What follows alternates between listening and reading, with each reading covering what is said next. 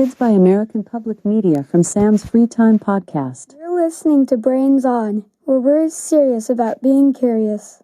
Brains On is supported in part by a grant from the National Science Foundation.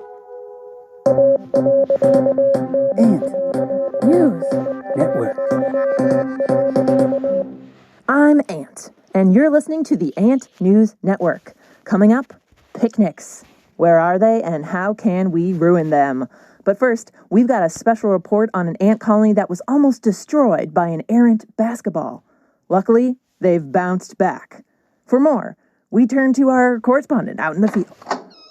So anyway, here's the studio. You're going to sit right here. This is so exciting. The Brains On studio. I'll sit here and... Excuse me. I was wondering when you would notice me. Oh, hey, Ant. It's been a while. How's your show going? It was going great until you walked right into the middle of our taping. You're taping? We're supposed to be taping now. Oh, hey, Molly, I was trying to find you. Your taping is at 3 p.m. Central Time, but the Ants, they have this studio booked at 3 p.m. Eastern Time, so... Oh, okay. Why is the Ant News Network using our studio anyway? I thought they had their own. I don't know, there was a situation with a basketball or something. Doesn't really matter. We had the free studio time available, and ants pay in sugar. And I love sugar. You want some? Are you eating handfuls of raw sugar? Yeah, I figure. Eat it straight. Cut out the middleman. About the studio, what do we do? Our co-host James is here now. I don't really want to make him wait. I don't know. What if we combine tapings? Isn't the episode today all about ants and spiders anyway? Sandon, you're doing an episode on ants? And you didn't call us? Sandon, we were trying to avoid what happened last time when the ants took over the studio. It took weeks to get them all out of there. Oh, Ant, of course we tried to reach you, but your voicemail was full. Yeah, that's it. Your voicemail, full voicemail box. Well, that works out great. So glad we're here. Let's do this. Okay. It's gonna be great.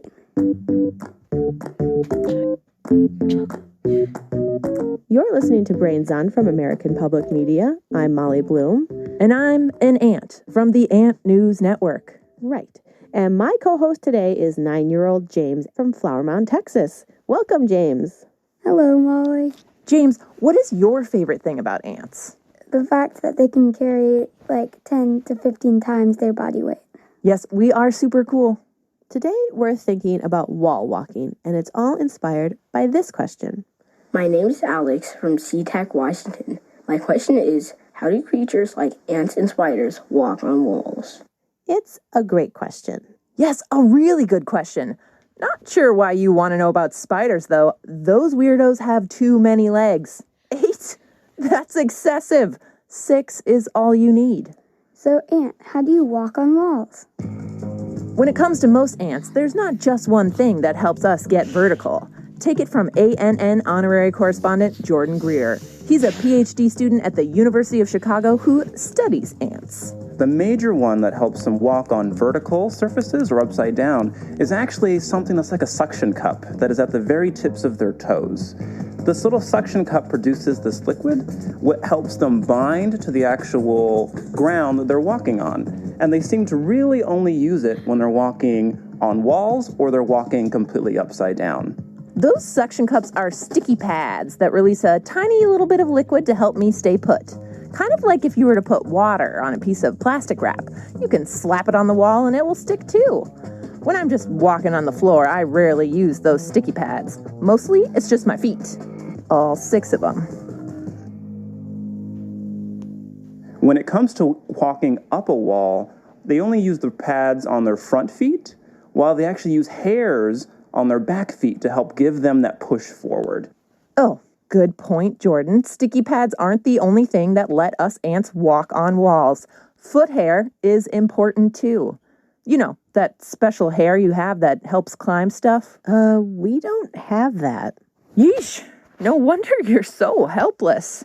Well, okay. If you think about an ant leg in terms of a human arm, this hair would be right about where your wrist is. When we climb up walls, we use the sticky pads on our front feet to pull and the hairs on our back legs to push. And get this. When we go down a wall, the opposite is true. Our back feet use sticky pads and our front legs use the hairs to keep us from falling. Whoa, that's amazing. I know, we are pretty great, right? But wait, I almost forgot our third climbing mechanism, claws. These come in handy when a surface isn't totally smooth. Little help here, Jordan? For sure. So basically, if it has some kind of a texture to it and it's not a fully smooth surface, it's actually a combination of all three of those different pieces of biology that work together to give them the best ability to walk up that vertical space. So it's going to be a combination of using those suction pads, using the claws, and using those hairs on their back feet, depending on the situation, to help give them that lift. So there's really nothing that ants can't climb up? Well, I mean, yeah, pretty much. Ants, climbing walls and climbing into your hearts. James, do not move. Do you see that cone-shaped hole of sand behind you? You mean this one? No, don't touch it. That looks like the trap of an ant lion. Ant lion? Roar. Ant lions are no laughing matter to ants. What is an antlion? It's an insect. When it's grown, it sort of looks like a dragonfly. But when it's larva, it looks like a tiny evil beetle of death. These larvae live in pits, just like that one. Okay. Keep it together, Ant. Keep it together. Jordan, can you talk a little bit about ant lions? I'm just gonna take a few careful steps back, nice and easy, one leg at a time. You can do this. So one of the major predators of ants is something called an ant lion, and they mostly feed on ants, and they have these pits that are made out of really fine sand. And they have evolved a way to basically break down the way the ants can walk. So because they have these tiny pads that lock onto the soil, if a pad locks onto a very fine grain of sand and it gets dislodged, the whole ant will tumble down this sand cone and into the mouths of these ant lions. Okay, I think I'm done here. For Ant News Network, I'm Ant. I'm pretty sure this isn't an ant lion. It looks more like a dust bunny. I'm not taking any chances. Okay, take care of yourself. I understand if you want to take off. Well, I'm not leaving. I'm just gonna go crawl up this wall a little. Plus, we already prepaid for the studio with a pallet of sugar cubes. Okay, well, James, I have something that I need your help with. It's time for the mystery sound.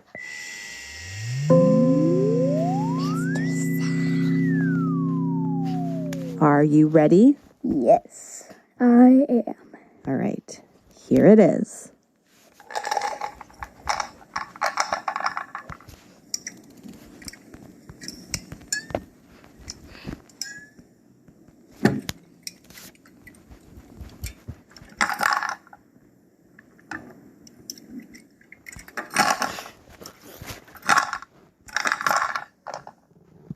Okay, James, what do you think that sound was?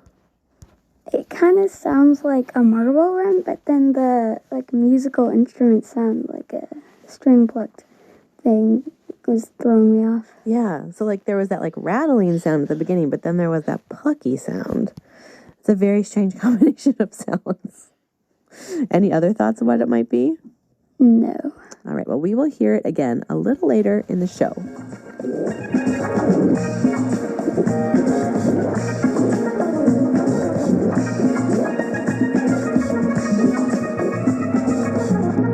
This is Brains On. I'm James. I'm Molly. And I'm an ant. And you're still here. Great. Okay, James, we're going to go back to that mystery sound again. We're going to hear it one more time.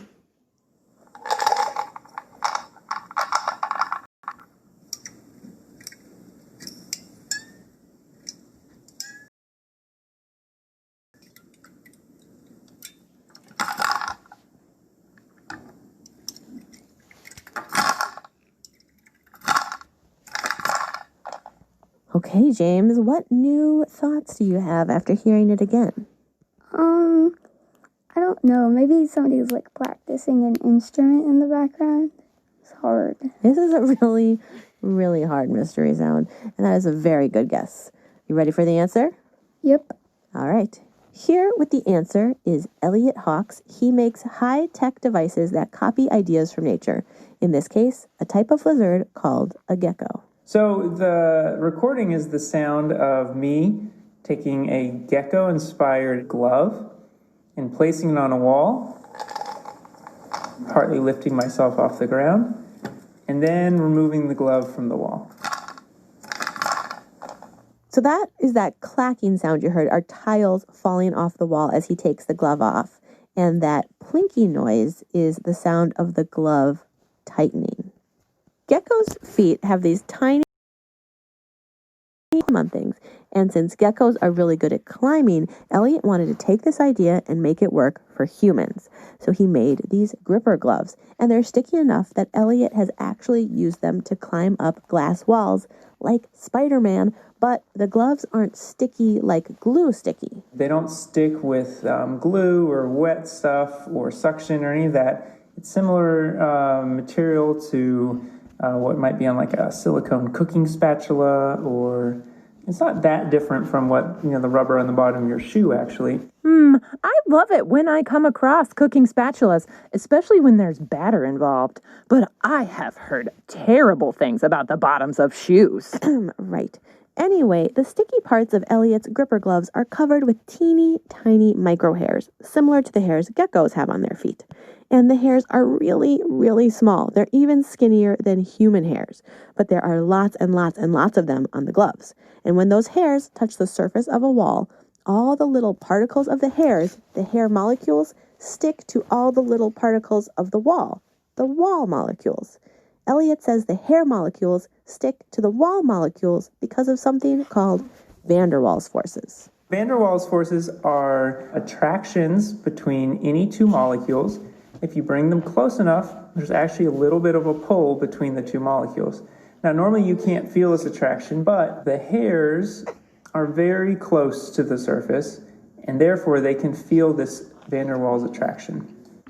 Because the hairs are really, really small, and because there's so many of them, the van der Waals forces all add up to be sticky enough to hold up an adult-sized person. The gripper gloves also have some springs to balance all those forces, and that's the boingy noise in the sound. James, would you like to wear those gripper gloves to climb a building like Spider-Man? Yes. I could climb up onto somewhere and play video games from far away, and then just do it. So everyone would leave you alone? Yeah.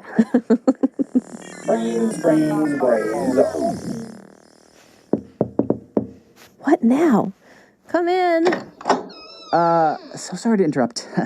There's a spider here? Indeed. 8 legs, no antennae, 100% arachnid. I'm a spider, and I'm here. He demanded to come into the studio, and I'm a little afraid, so yes. I was right away, dude, you can come into the studio, just don't touch me. Boo! Don't touch. How can I help you? The name's Spider-Man, Stan Spider-Man. And it's a pleasure to meet you, Molly, James, and Stanley. Did you say your name is Spider-Man? Spider-Man. I get that a lot. No, I'm no superhero saving the world and whatnot. Who could be bothered? I am part of a charity, though. You know, Charlotte's Web? We teach illiterate pigs to read and whatnot. So why are you here, Mr. Spider-Man? Right. My friend Sal, they're also a spider over there. Well, Sal told me that you were doing an episode about walking on walls and you hadn't talked to any spiders yet. Wait, how did Sal know? Oh, they're up on the wall, right over there in the corner. You see? Oh, yeah. Hi, Sal. Hey. Thanks for the tip, Sal. You see, I'm a reporter for the Daily Web, and I thought I could help make sure spiders get their fair shake in this scenario. Why not? I've already lost control of this episode. Again, why does this always happen when ants are involved? Are we ready in the studio? I just need to do a few vocal warm-ups. Spider babies, spider babies, spider babies. Homespun webs make good beds. Homespun webs make good beds. All arachnids are attractive. All arachnids are attractive. I think I'm ready. Okay, roll tape. I'm Stan Spiderman, and this is the Daily Web. It's still brains on. I love the Daily Web. When you think of a spider, you might think of our geometrically intricate webs. Or maybe you think of our 8 legs. Or, of course, our appreciation for 1920s Spanish Revival architecture. No. But who out there knows how awesome our feet can be? Not me. Well, they are. And one of the people who does know this fact is Linda Rayer. She knows a lot about spiders because she's an entomologist at Cornell University. And to know us is Spiders are totally cool. right back at you, Linda. Cool indeed. Especially our feet. Most of us spiders have pads on our feet, covered in tiny hairs. And these hairs, you see, split into even tinier hairs. And it's these hairs that help us walk on walls. So, for example, I think most people know adorable jumping spiders. Some of these jumping spiders may only have 40 of these hairs, but the hairs are divided so many times that they've got 660 points per hair. And with all these subdivided hairs, it gives an awful lot of surface area to walk on walls. The other thing that I should mention is that these subdivided hairs, at the end of them, they've got kind of a spatula shape. So each of these little points of the hairs is as broad as possible to make the strongest contact. And remember those van der Waals forces you heard about earlier? Well, geckos aren't the only ones to use them. That's right. All that surface area on the hairs creates more opportunities for that kind of attraction to happen between molecules. The force of all these hairs touching the wall is 160 times stronger than the force of gravity. That's awesome. Yes, Linda, it is awesome. Factual and awesome. There's big tarantulas. They're able to walk up sheets of glass and hang upside down from the ceiling, and they're doing it like they're walking on the ground. It's amazing. They don't just have hairs that are on the tips of their feet, but they have hairs that go up the first 2 joints of their legs. So they may have 1 million points of contact on a wall, and they don't hesitate. They can run anywhere. I'm sure by now you're thinking, spiders, could they be more amazing? Well, the answer is yes. Yes, we can. Remember those geckos you heard about earlier? Tell them, Linda. I once had a specialist who studied geckos come into my lab, and he said, nothing can run on polished aluminum. Nothing can move on it. Even my geckos just fall off. And I said, no. My huntsman spiders can walk on this, no problem. And I put a huntsman spider at the bottom of kind of a cone of this aluminum, and the spider just went and ran up it, and I would grab it as it came up to the top. Just no issues at all. They're not worrying about gravity. Conquerors of aluminum, scalers of walls, patrons of the opera, spiders are awesome. For the Daily Web, I'm Stan Spiderman. Wow. Thanks, Stan. Very impressive. James, what was the most surprising thing you learned from Stan and Linda? Probably that the force is like 160 times more strong than gravity. Yeah, it's very impressive. So I guess that's why spiders can go so many amazing places. The most surprising thing to me was that spiders don't even have a queen, and there's no way they could run a massive colony. No, ants are just jealous because we have more legs and more eyes. Oh, 8 eyes, big deal.